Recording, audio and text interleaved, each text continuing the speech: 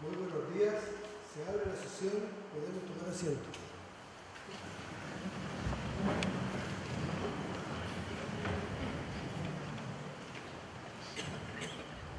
Conforme lo establece, señoras y señores, conforme lo establece el artículo 521 del Código Orgánico de Tribunales, esta audiencia pública en que la Corte Suprema se encuentra reunida en pleno, tiene por objeto otorgar el título de abogada o abogado una vez que ustedes, postulantes, presten el juramento de rigor para desempeñar con lealtad y probidad la profesión. Terminada la ceremonia, las nuevas y nuevos profesionales podrán retirar sus diplomas en la oficina de títulos.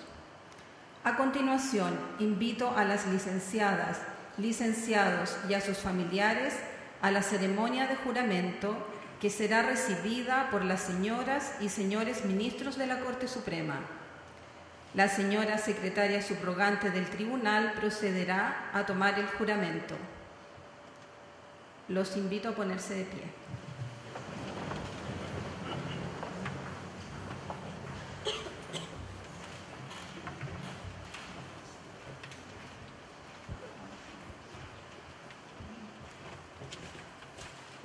Maritza Denise Abarca Muñoz.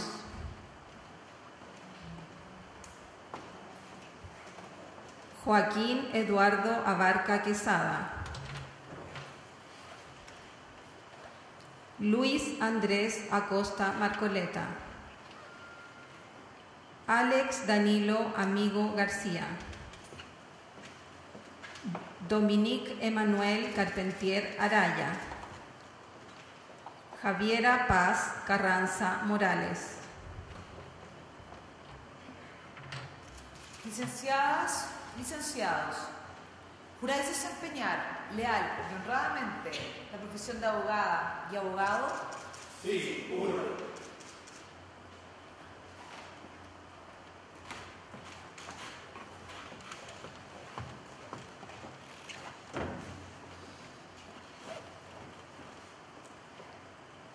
Andrea Victoria Carballo Leal.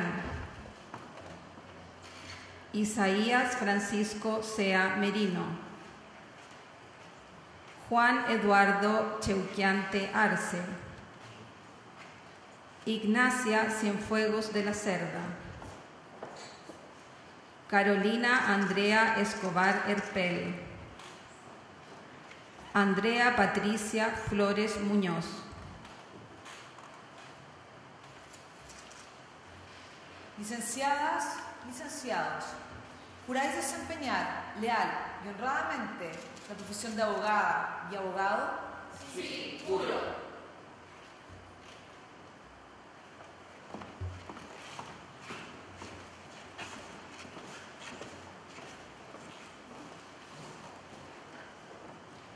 Benjamín José Franzani García.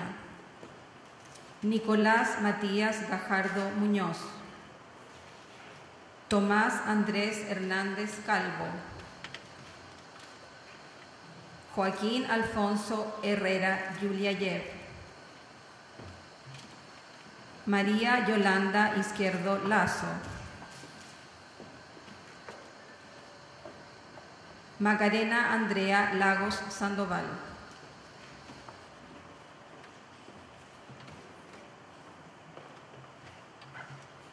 Licenciadas, licenciados, ¿juráis desempeñar leal y honradamente la profesión de abogada y abogado? Sí, juro.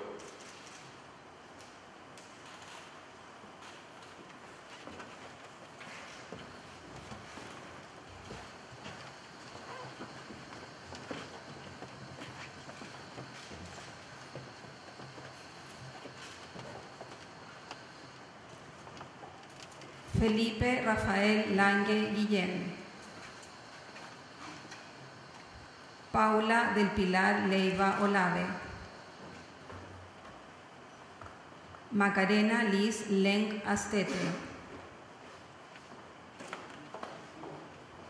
Andrea León Parra, Meilín Andrea León Parra. Benjamín Germán Montero Cortés.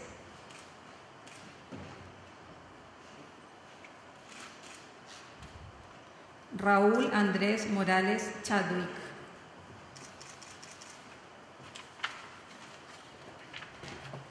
Licenciadas, licenciados, ¿juráis desempeñar leal y honradamente la profesión de abogada y abogado? Sí, juro.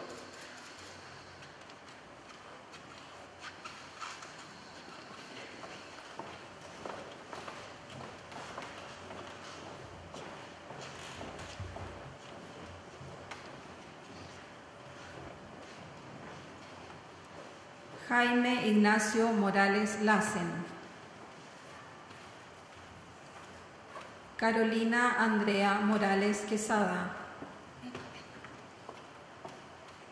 Sebastián Andrés Moscoso Iturra. Constanza Camila Núñez Donald. Carla Andrea Ocayo Álvarez.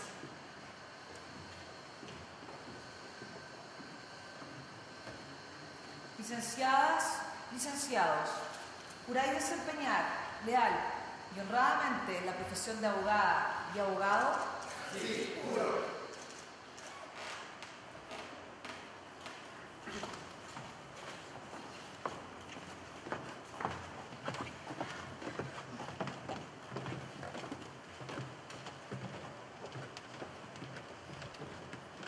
Felipe José Olivares Pérez. Mauricio Jacob Palma Vera. María Cristina Pavés Lillo. Melanie Andrea Pino Ponce. Mariela Pirosi Fingstorm. Licenciadas, licenciados, ¿juráis desempeñar leal y honradamente la profesión de abogada y abogado? Sí, juro.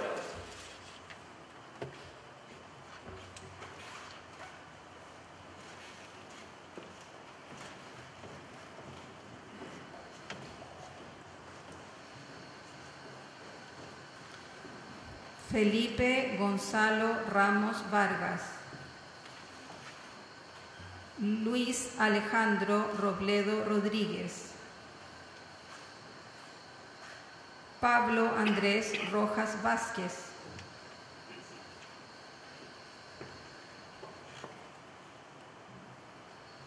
Cristian Alejandro Silva Marín.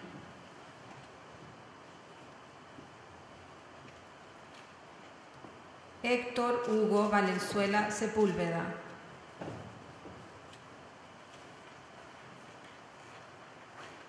Licenciados, ¿juráis desempeñar leal y honradamente la profesión de abogado? Sí, juro.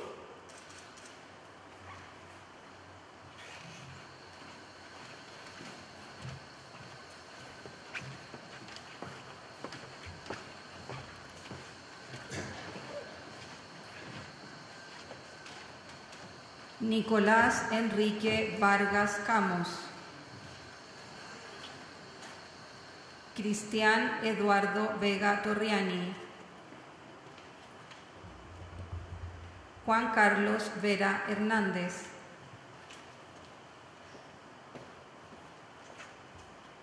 Valentina Gabriela Villarroel Varela.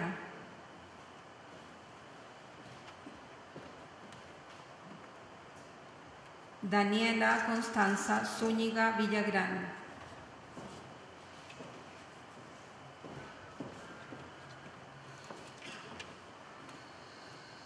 Licenciadas, licenciados, ¿juráis desempeñar leal y honradamente la profesión de abogada y abogado?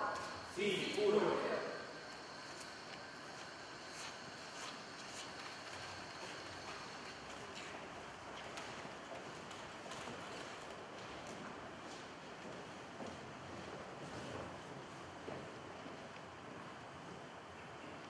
Señor presidente, juramento generoso. Muchas gracias.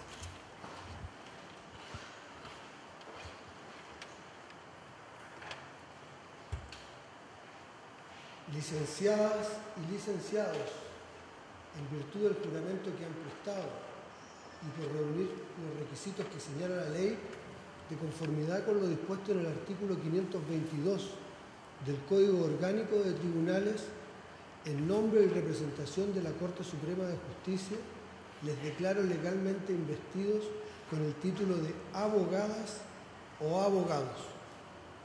La Corte Suprema les felicita y desea buen éxito profesional. El público les puede brindar un merecido aplauso.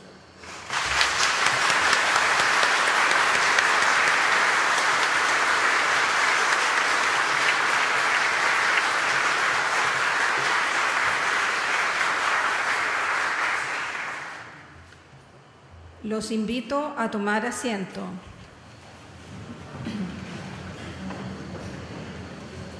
A continuación, el señor presidente de la Corte Suprema, don Sergio Muñoz Gajardo, se dirigirá a la audiencia. Señora ministra, señores ministros de la Corte Suprema, nuevas abogadas y nuevos abogados, señoras y señores, es un motivo de alegría individual, familiar y de la comunidad entera que ustedes obtengan su título profesional, puesto que nuevos ciudadanos se integrarán de mejor forma a la tarea de construir la sociedad que deseamos, a lo cual se une el hecho que se han comprometido a hacerlo con lealtad y honestidad. Lo anterior no es un regalo gratuito de la sociedad, es la justa recompensa al empeño y constancia desplegada por ustedes durante años, el que comienza con el esfuerzo de sus padres en la formación permanente al interior del hogar. Luego, el sistema regular que hemos validado en nuestra realidad nacional se inicia en las salas cunas, jardín infantil, educación prebásica, básica y media, por último, a la formación técnica o universitaria. Todo sin perjuicio de la especialización que se ha hecho indispensable para constituirnos en un aporte con mayores conocimientos a nuestra sociedad. Este es el ciclo de la educación regular o formal. En este contexto procede preguntarse, ¿cuál es la contribución que corresponde realizar al Estado en el proceso educacional respecto de sus niños y jóvenes hasta completar su formación? Los abogados no pueden estar ausentes de esta discusión y los jueces tampoco. En esta oportunidad me referiré a la forma en que los tribunales estadounidenses han abordado el tema en las oportunidades que han sido llevados a pronunciarse sobre el derecho a la educación, circunscrito a las personas con capacidades diferentes y las personas discapacitadas.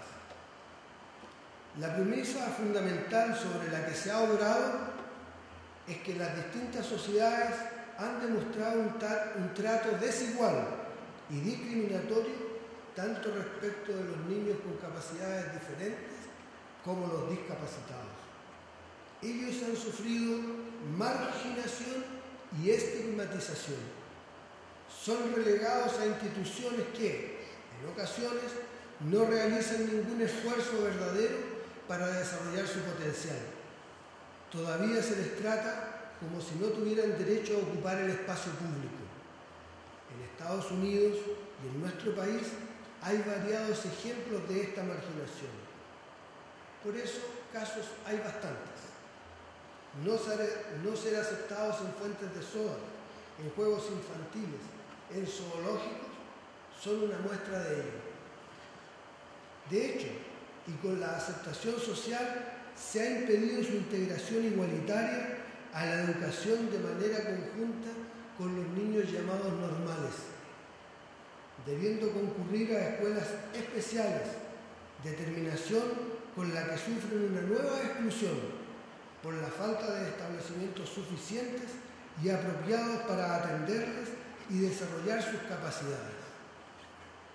En Estados Unidos, el año 1892, el Tribunal Supremo de Massachusetts ratificó la exclusión de John Watson del sistema escolar por padecer de retraso mental.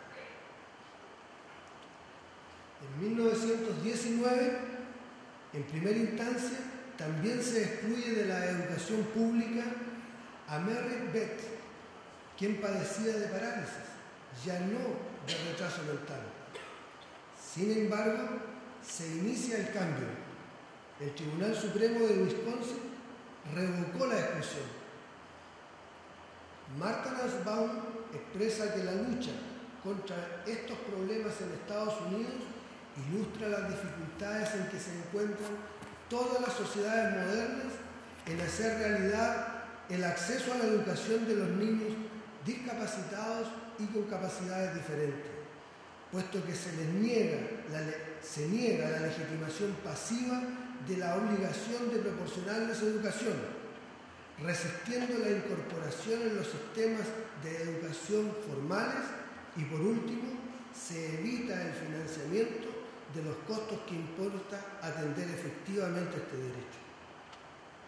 En 1972, el Tribunal Federal de Distrito obligó a las escuelas de Pensilvania a proporcionar, comillas, una educación adecuada y gratuita, cierre de comillas, a los niños con deficiencias mentales.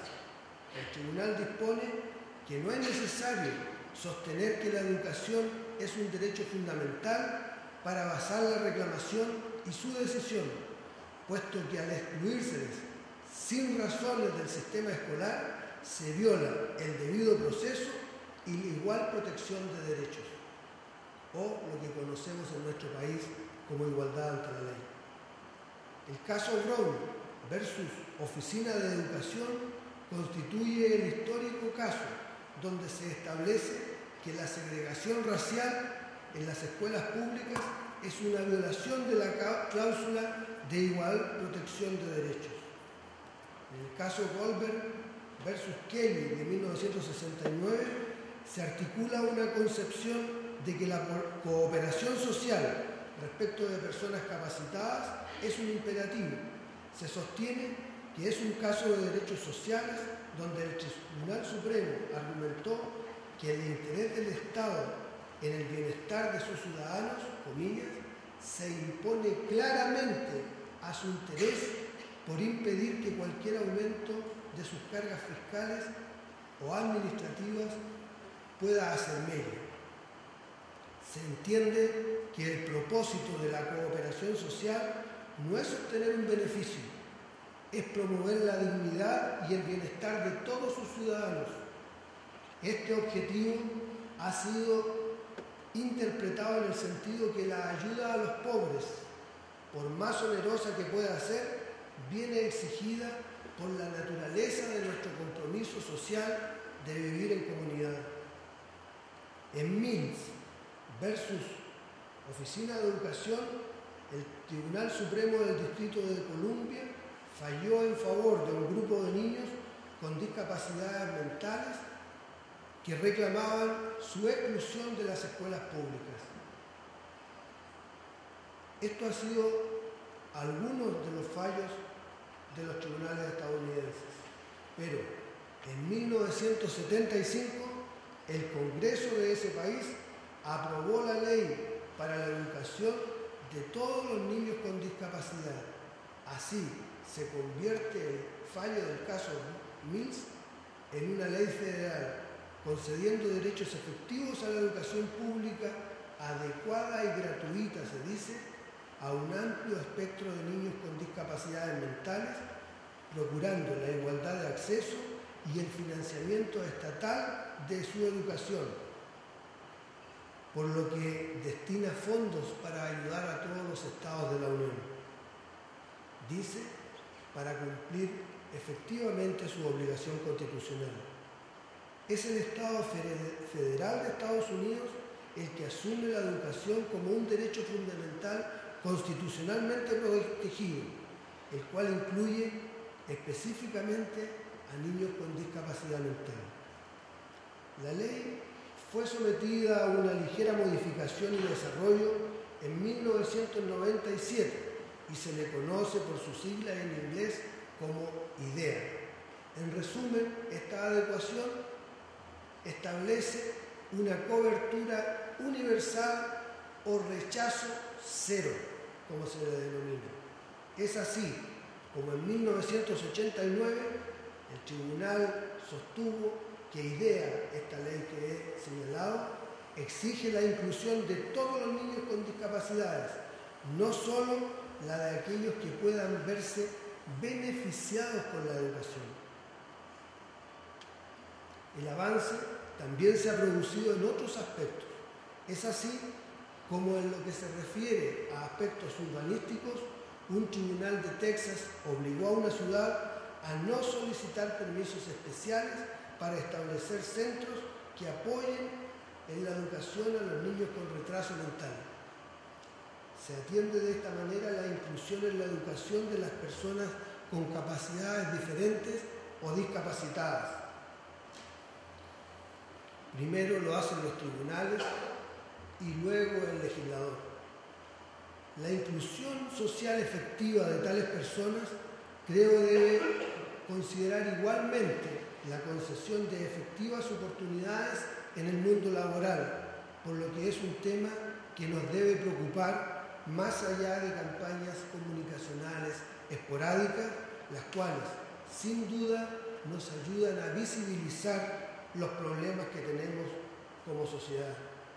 En fin, el tema del financiamiento de la educación en general no es nuevo. Por ello es que se puede citar la opinión al respecto del juez Marshall ya en la primera mitad del siglo XIX, quien expresa que la educación es la base del desarrollo de las personas, puesto que le permite comprender todo su entorno y ejercer efectivamente sus derechos. Comillas. La educación afecta directamente a la capacidad del niño de ejercer los derechos reconocidos por la primera enmienda, a la vez que como emisor y como receptor de información e ideas.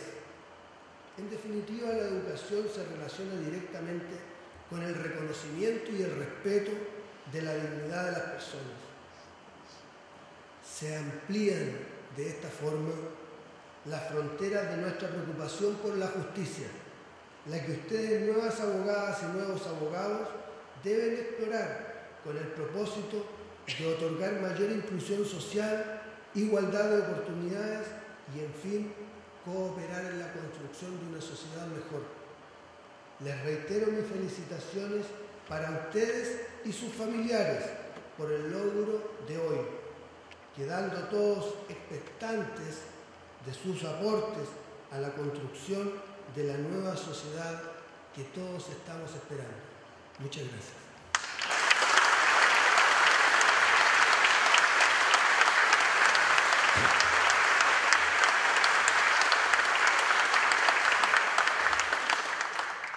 Por haberse cumplido el objetivo de la audiencia, se levanta la sesión. Muy buenos días.